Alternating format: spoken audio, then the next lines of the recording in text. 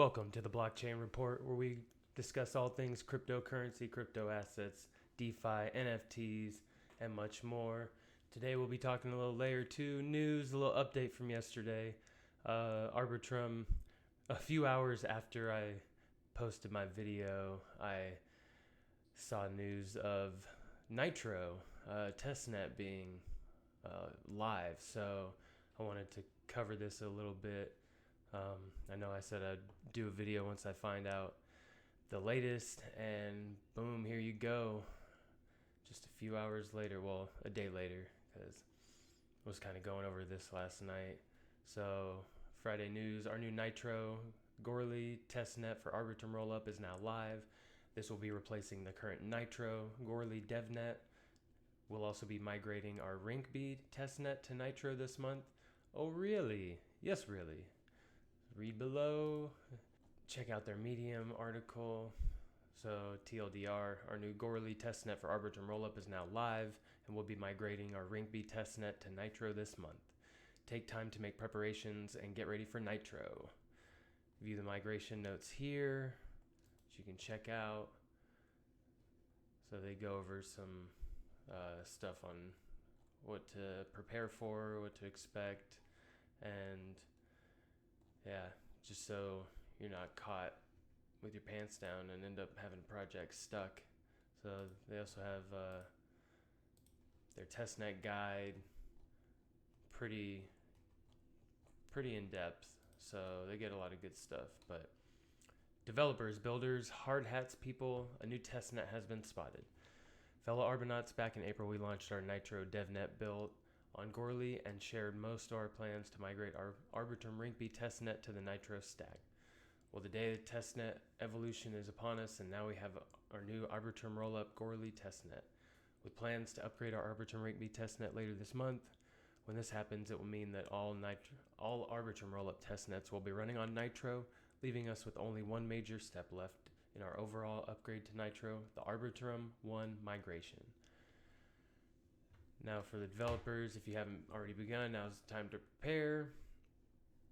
So they're bridging many changes: cal data compression, ETH L1 gas compatibility, safer retrievables, and so many more. So for projects on Arbitrum 1, these changes can affect smart contract functionality and will require proper configuration to ensure your dApps continue to work seamlessly once Arbitrum 1 migrates to Nitro. You'll take the time to make necessary changes and battle test your code before mainnet migration happens. Always test your code when you're jumping to a new testnet or a mainnet. You got to make sure everything's running smooth. They got all these guides that should help you, and they're, go into the Discord if you have any questions. There's a lot of good developers in there that can help you out. So at the time of this post, our new Arbitrum Rollup Goerli testnet is live, which means you can start interacting with the chain as you would on Ethereum, and in a similar fashion to the previous testnet. We're being explicit about using the word rollup here because this testnet, like the DevNet before it, is using Arbitrum Rollup technology, not AnyTrust.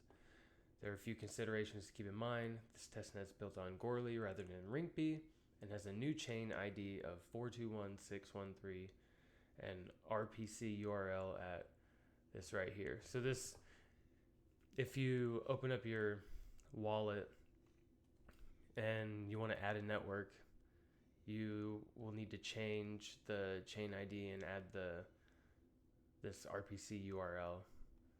So once you're settled and you're connected and connect your wallet to the new testnet, you can visit our bridge to begin bridging assets over. So you can log in here with your MetaMask and start bridging.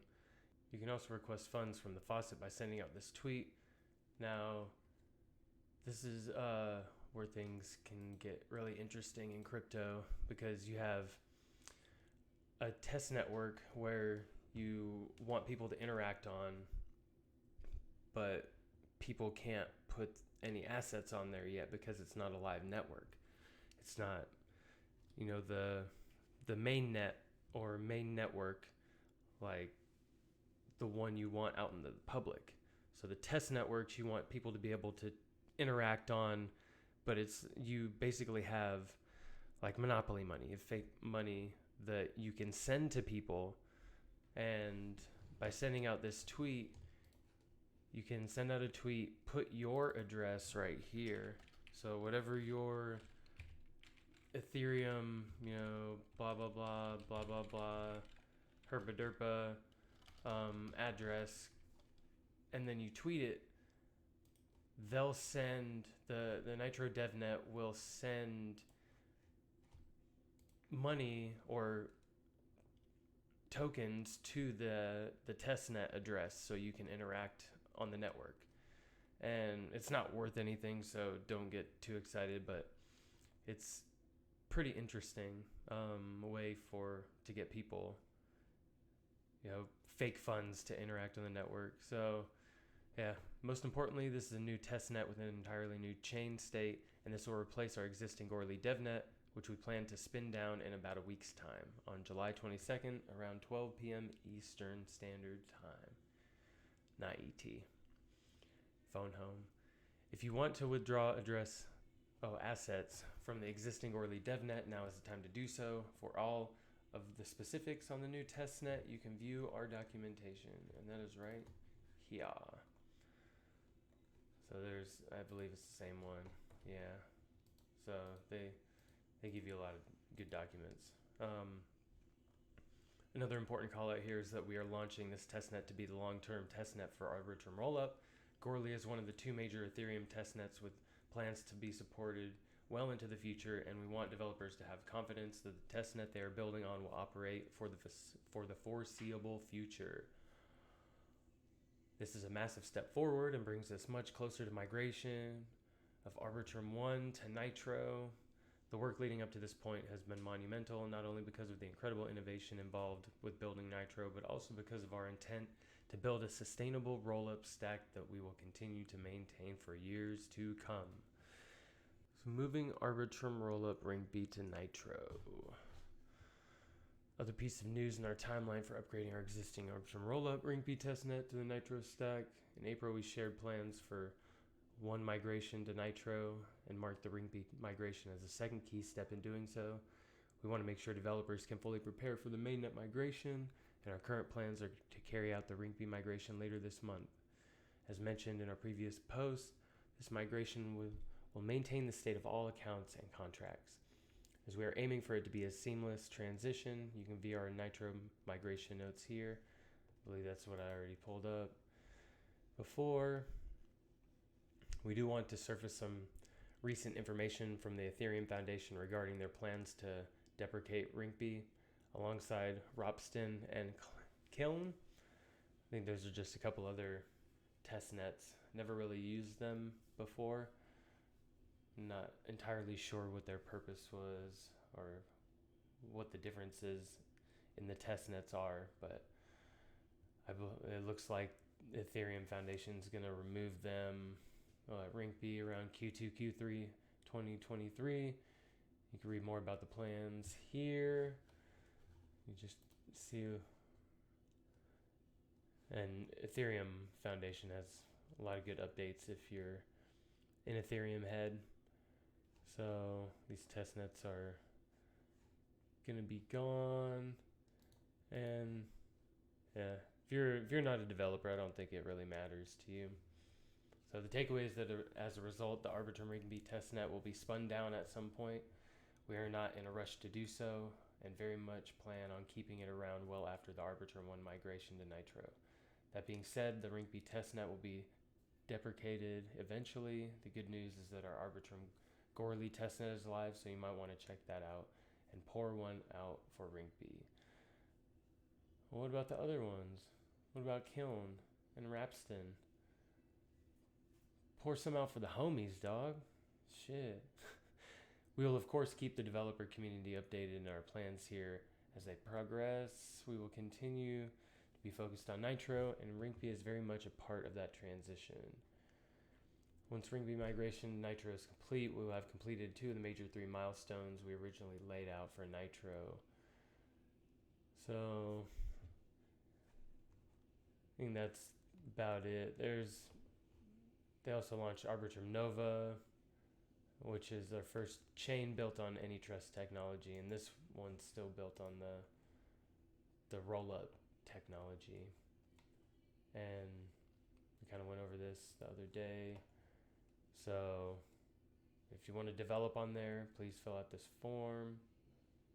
If you want to check more into this, read some of the documents. If you're a developer, go make sure to get your stuff moved over so that you don't have any issues. I'm not sure what happens if they shut down the network and your project isn't fully migrated. Are they able to save it? I'm not too sure.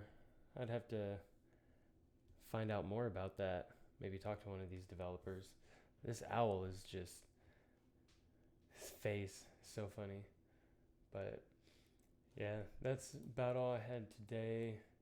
If I find anything else about Odyssey, I'll make sure to post about it. And this they're gonna launch Nitro soon. We're gonna be ready for Odyssey to launch back up. So, oh yeah, and a little Bitcoin, couple days, nice little pump. Not the rapper, but since we last saw each other, we had a nice little uptrend. But the volumes dying on the daily, it's not always a great sign. The pump, but the volume's dying. You can't keep going higher if the volume's going lower. You're just not gonna have enough juice to keep that pump going, man. Gonna get squeezed out at some point. So maybe we hit right here. I mean, you're coming to an inflection point between this April trend. This is April. And this trend from a month ago.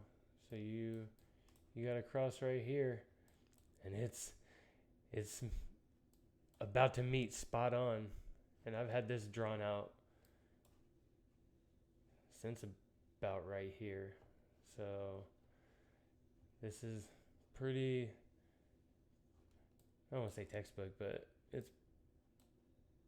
it plays out a lot. So I looked for maybe a rejection or a drop down, but it's got to hold this. If we can't make a higher low or a lower high, a higher low, sorry, like right here, you see a little bit higher, and then this one's a little bit higher. You don't want this to break below even this guy, because if it does and closes, that's a lower low, and then you'll be coming down, Charlie Brown. But stay safe, keep them stops tight, and remember, you can always go both ways in the markets. You don't have to live your life that way, man, but the markets, you can definitely feel comfortable doing it. So have fun. I appreciate y'all. I'll catch you on the next one. I'm out. Peace.